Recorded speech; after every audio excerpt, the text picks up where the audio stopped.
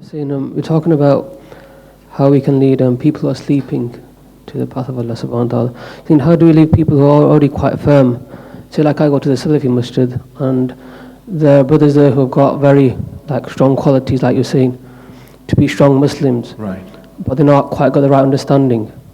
So how can we tell them? Because what they'll say to me is, this is not the Sunnah, this is not the Sunnah, or Prophet sallallahu alaihi wasallam didn't do this. Yes. So how can we... Well, everything, that is why I say you should learn the tariq. Every part of the tariq is backed up by Quran and Sunnah.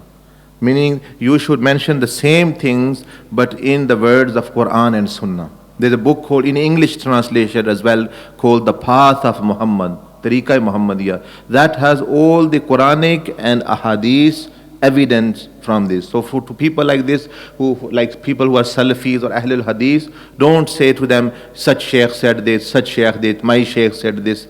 Just speak them according to Quran and Sunnah with them. And the Quran has mentioned these things and the Sunnah has mentioned these things.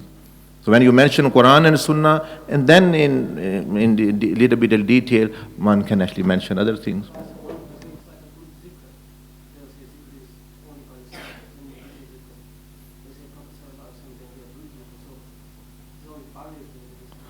You have given an example. The person who says, for example, group dhikr,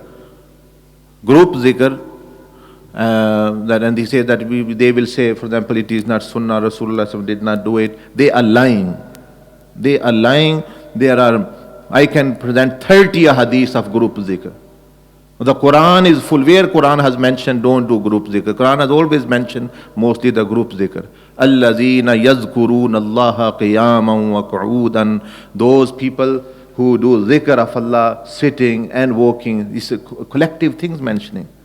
Wasbir nafsaka. To Rasulullah Allah subhanahu wa ta'ala said that you also sit with those group of people who yad'una rabbahum. Wasina ma'allad yad'una rabbahum bil ghadati wal ashi, who morning and evening in groups do the zikr of Allah.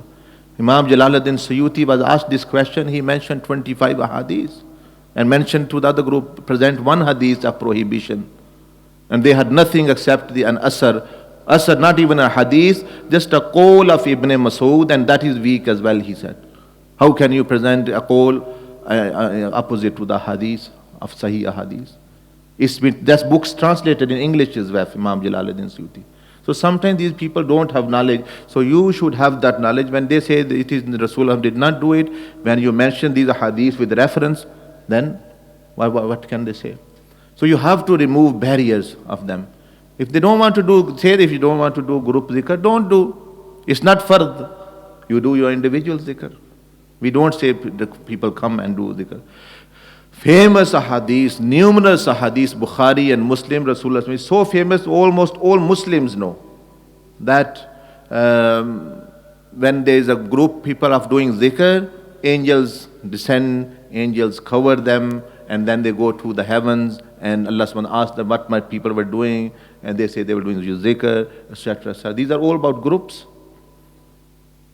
इज्तमाई ज़िक्र, इज्तमाई दावा के बारे में. तो इस तरह कई दफ़ा होता है क्योंकि हमें भी इल्म नहीं होता और ये लोगों ने बस कोई 2-4 हदीसें पढ़ी होती है. They've only read few hadiths and think they know everything now.